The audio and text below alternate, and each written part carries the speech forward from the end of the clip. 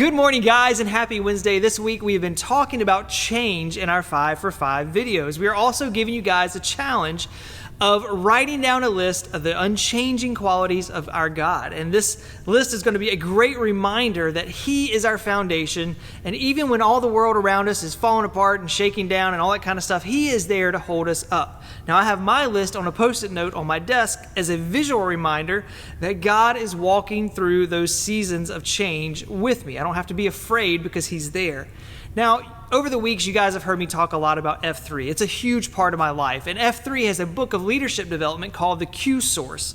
It's an awesome book with some great truths in it about leadership and about relationships as well, and the priorities we should have.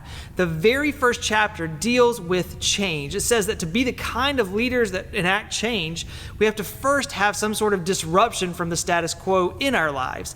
Unchallenged, guys, our lives are going to settle into this comfortable rut where we become ineffective at anything. So as scary as change can be, it's part of our growth. It takes us from where we have settled into the place where God will use us. So instead of fearing change and trying to avoid it, guys, we should actually welcome change and have courage to work through that season, whatever it looks like. And one of my favorite verses about courage comes from Joshua 1:9, and I've shared this before, but I'm going to share it again today. Right? It says, "Have I not commanded you? Be strong and courageous. Do not be frightened and do not be dismayed, for the Lord your God is with you wherever you go." Guys, this promise and this challenge was given to Joshua as he was taking leadership of Israel from Moses. And it was a scary season of change for him. And he had doubts, right? He had concerns.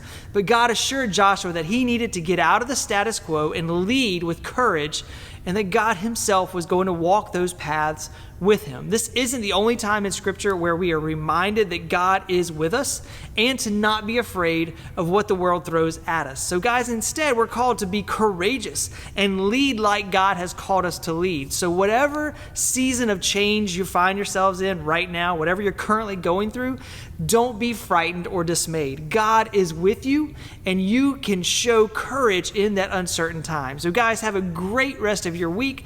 Don't forget to work on that list of the unchanging qualities of God, and then put it somewhere you'll see it on a regular basis, like all the time. It's going to be an encouragement just writing those things down, and it's going to give you courage to know how steadfast our God really is. We'll see you all real soon.